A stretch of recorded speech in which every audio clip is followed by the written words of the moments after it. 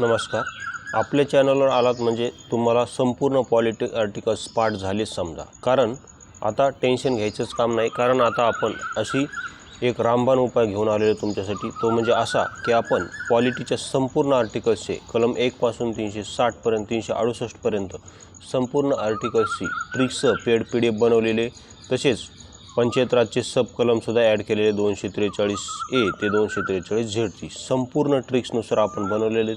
आता त्या ट्रिक्स कशा असतील, कशा काय, संपूर्ण त्याचा डेमो तो मला ह्या व्हिडिओमध्ये दाखवतो. तर डेमो पाहू शकता तुम्ही.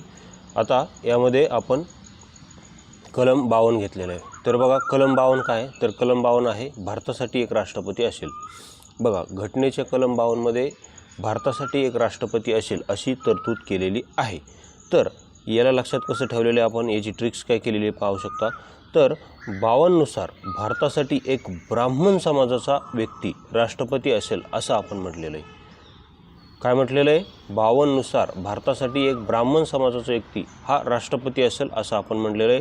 त्याचं कारण असं आहे की 52 ब्राह्मण 52 ब्राह्मण 52 ब्राह्मण असा काय होतो, यमक जुळतो. ह्या दोन शब्दाचा काय होतो, यमक जुळतो. हे पाहू शकता, हे 52 हे 52 52ला असं देवनागरीत लिपीत लिहिलं तर हे 52 आणि हे ब्राह्मण असं काय होतो, इथे या दोन शब्दाचा यमक साधला जातो. त्यामुळे इथून पुढे तुम्हाला कुणी विचारलं की सांग बरं की भारतासाठी एक राष्ट्रपती असेल अशी तरतूद कोणत्या आर्टिकल्समध्ये किंवा कोणत्या कलममध्ये केलेली आहे घटनेच्या, तर त्याला सरळ सांगायचं, त्याला आकडा नाही सांगायचा, त्याला म्हणायचं भारतासाठी एक ब्राह्मण राष्ट्रपती असेल असं म्हणायचं. आणि मग म्हणायचं आता त्यामध्येच कलम दडलेलं आहे, ब्राह्मण या शब्दाचंच कलम दडलेलं आहे, ते तूच सांग म्हणायचं. आता म्हणजे ब्राह्मण 52 ब्राह्मण 52 आणि त्याला 52 वेळेस ब्राह्मण 52 52 ब्राह्मण असा जप करायला सांगा. त्यानंतर कलम 57 पहा. तर कलम 57 आहे की राष्ट्रपती परत कितीही वेळेस निवडणूक लढवू शकतात. राष्ट्रपती परत कितीही वेळेस काय करू शकतात, निवडणूक लढवू शकतात.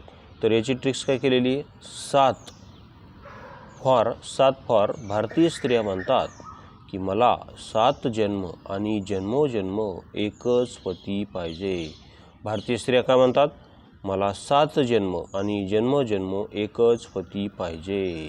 भारतीय स्त्रिया म्हणतात की नाही की एखादा तिचा नवरा बेवडा असेल, पिदाडा असेल, काही दारू पिणारा असेल, तिला मारणारा असेल, तरी पण त्या काय म्हणतात की मला 7 जन्म हाच नवरा पाहिजे. ज्यावेळेस त्या वडाला 7 फेऱ्या मारतात त्यावेळेस म्हणतात की मला 7 जन्म हाच पती पाहिजे, म्हणजे पाहिजे.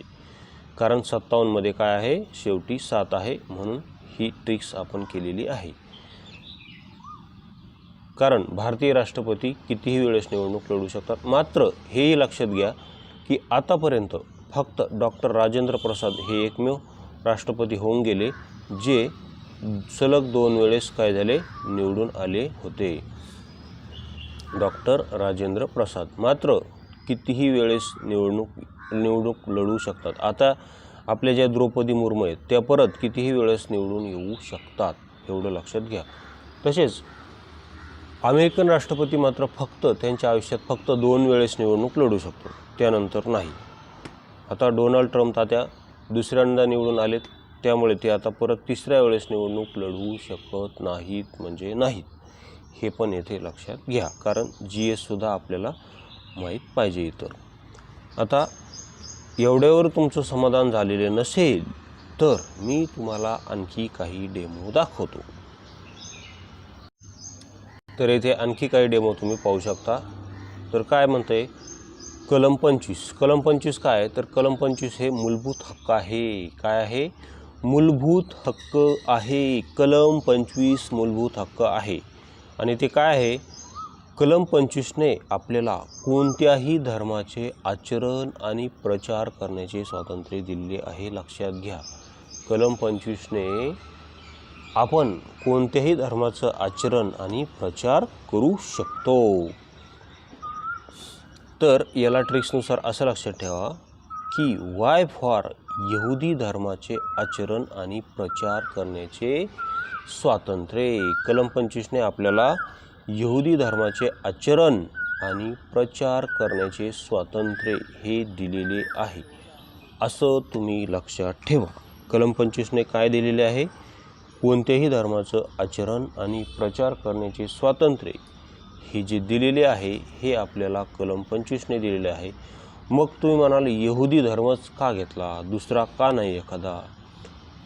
त्याचं कारण असं आहे की यहुदीचा जो वाय आहे तो ABCD नुसार 25 नंबरला येतो. किती नंबरला येतो?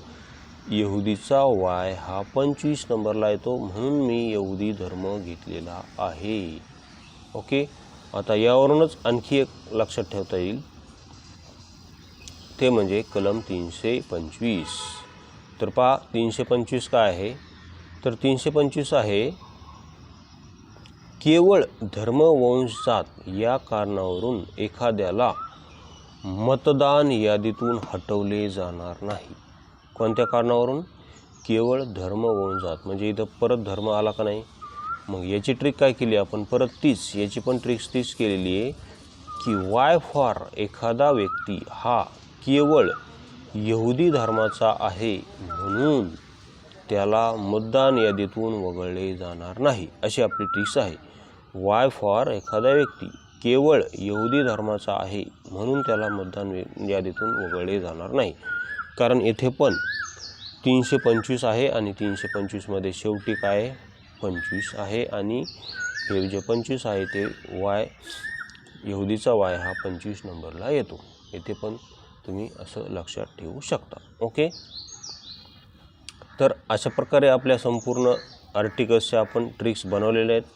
या ट्रिक्स हव्या असतील तर परत एकदा सांगतो, हा नंबर दिलेला आहे 84 21 90 83 84. 84 21 90 पुढे काय आहे ते 83 84. 83 84 84 21 90 83 84 या नंबरवर तुम्ही संपर्क करून ही पेड PDF परचेस करू शकता. आतापर्यंत